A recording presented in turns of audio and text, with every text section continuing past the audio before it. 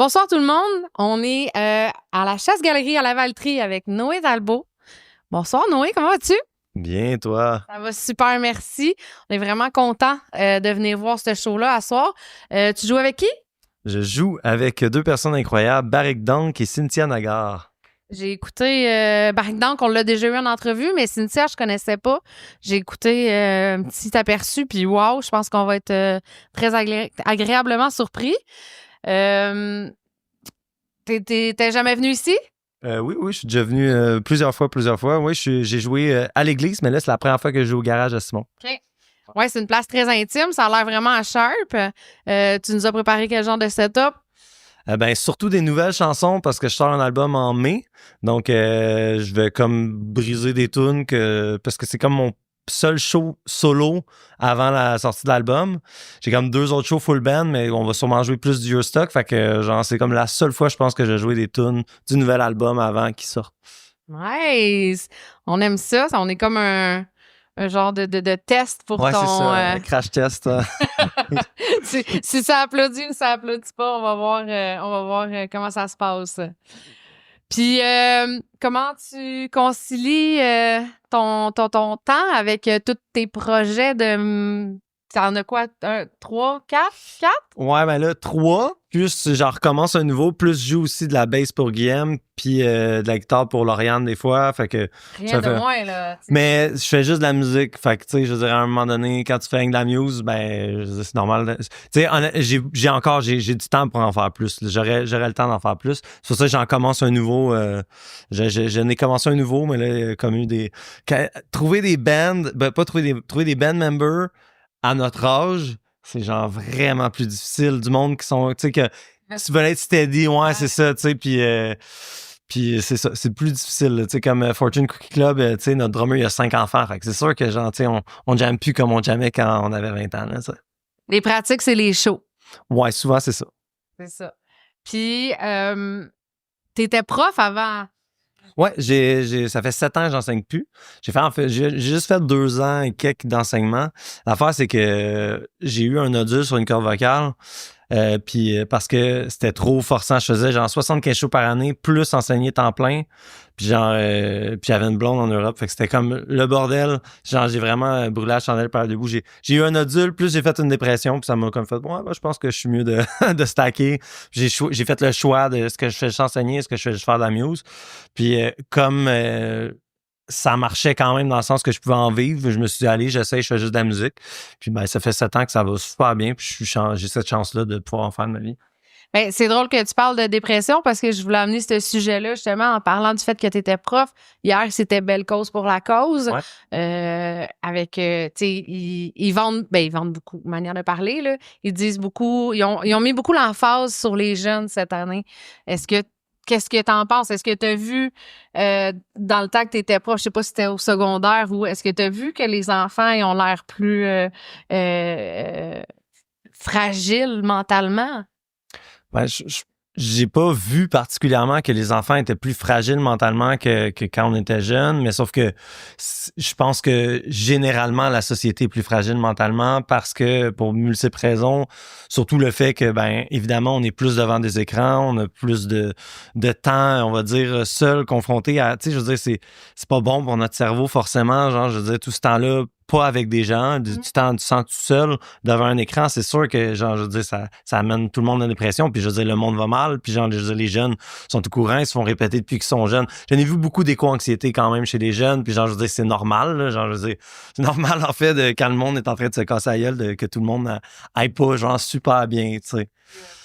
Évidemment, je veux dire, je n'ai pas vu, genre, j'ai pas fait comme genre, wow, les jeunes sont vraiment déprimés, mais c'est sûr que j'ai trouvé plus de cynisme, puis comment dire, de sensibilité à certaines questions que, mettons, quand on était jeune. Ça j'ai pu le remarquer. Puis je pense que n'importe qui a des enfants aussi va dire que les enfants, évidemment, sont comme plus conscients de, justement, ça, changement climatique et, on va dire, guerre, etc. T'sais, ils savent que le monde, ça va pas bien. Puis, je veux dire, nous, on est nés dans un monde où il y avait l'espoir à revendre. Puis, je veux dire, moins notre génération encore, mais notre génération des parents, c'était comme, on va changer le monde. Puis, je veux dire, puis nous, on vivait dans les relents de ça. On a quand même changé quelques petites affaires. La couche d'ozone s'est rebouchée. La rivière l'Assomption est pas mal moins polluée qu'elle l'était quand on était jeune. Je veux dire, je pense pas que... Moi, j'y crois encore, là. Je suis peut-être naïve, mais moi, j'y crois, là. Gang, lâchez pas. Arrêtez pas d'y croire. Petit geste, à chaque petit geste, je pense que... Ouais, c'est un long débat, là. Est-ce que le problème est micro ou macro? Mais genre, je veux dire, à mon sens, c'est clairement, je veux dire, surtout...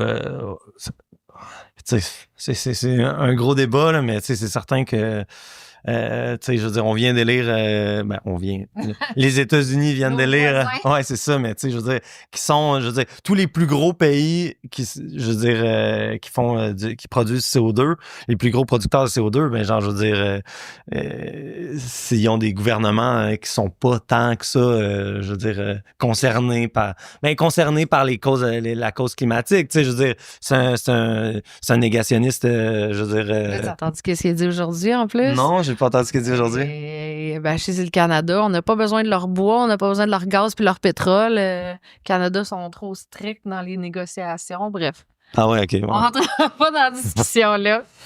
Est-ce que, justement, ce nouveau monde t'inspire un peu dans tes chansons? Est-ce que tu vas chercher dans ta manière de chanter un peu pas cette tristesse-là, mais cette... je fais l'inverse en ce moment. Tu sais, mon prochain album, c'est vraiment un album. Tu sais, mes 3 autres albums, c'est quand même, c'est assez dark. C'est pour ça que c'est lourd et dark. J'ai pas entendu le prochain. Ouais, c'est ça. Puis c'est comme pas mal l'inverse, ouais. Ouais, genre, ma vie va bien, honnêtement. Genre, je veux dire, individuellement, là, genre, je veux dire, dans ma petite bulle, puis je veux dire, je trouve que ma vie va quand même bien. Puis je pense que j'avais aussi envie de faire un album plus vivant, genre, tu sais, plus de l'espoir, puis je veux dire, c'est facile de tomber, évidemment, dans le cynisme, puis tu sais, de se dire, oui, on va être...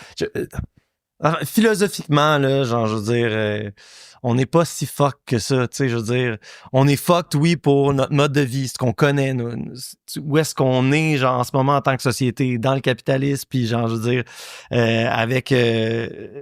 les paramètres qu'il y a en ce moment, sauf que, genre, je veux dire, même si l'humain disparaissait, je veux dire, l'univers continuerait à exister, ou, en tout cas, encore, ça, c'est discutable aussi, mais genre, je veux dire, il y a plein de théories de physique. On sera pas là pour le savoir. Donc. Exact, mais mon but, c'est de trouver de l'espoir quand même dans tout ça, puis de faire du sens, puis genre, cet album-là, justement, il va retirer, il va chercher ça.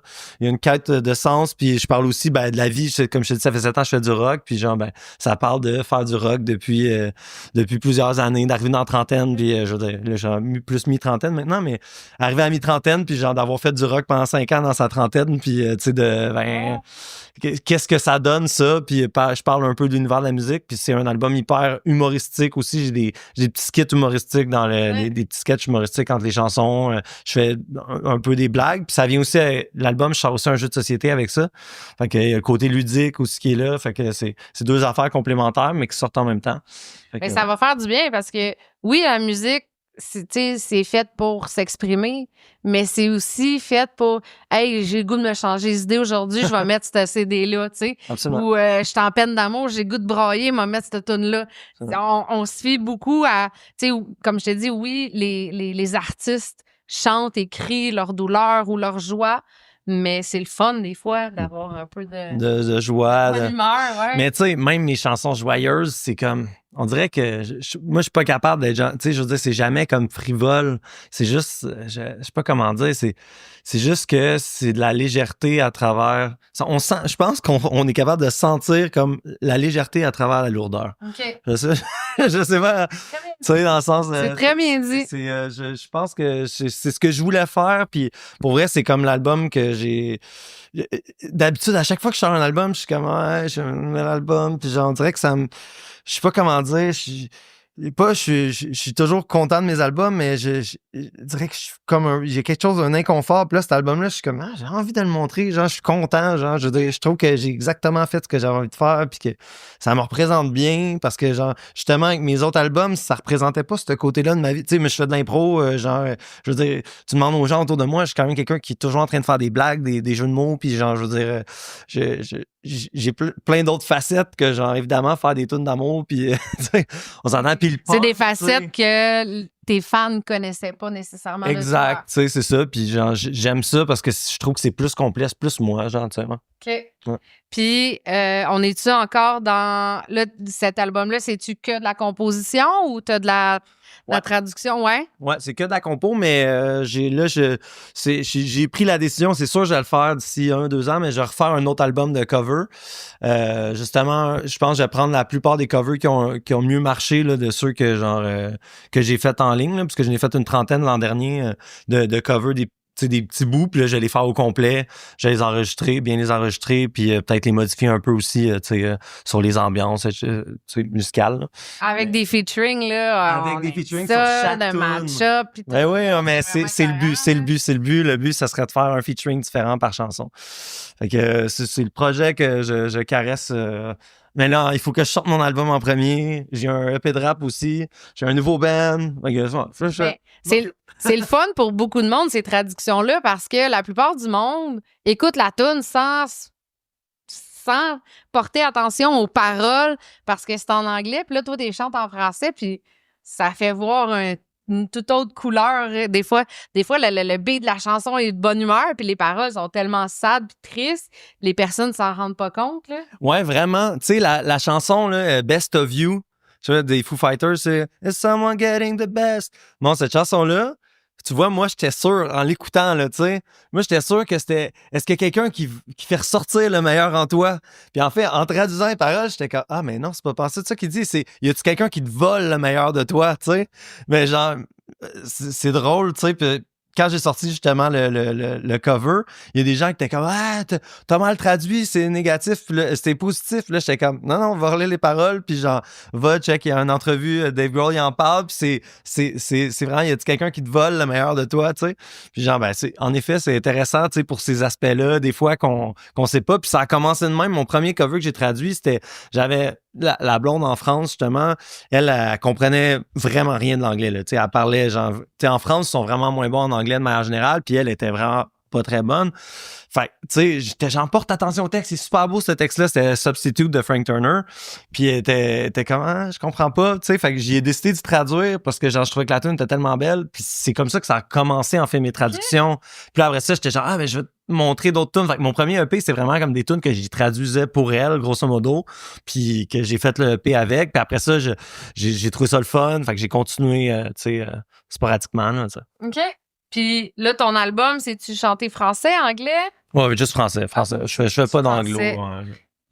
Zéro. Merveilleux, on aime ça. C'est une autre culture, là. Quoi que je te dis ça, mais on refait normalement. Je sais pas, j'ai pas le droit de dire ça. Fait que non, ok, juste faire.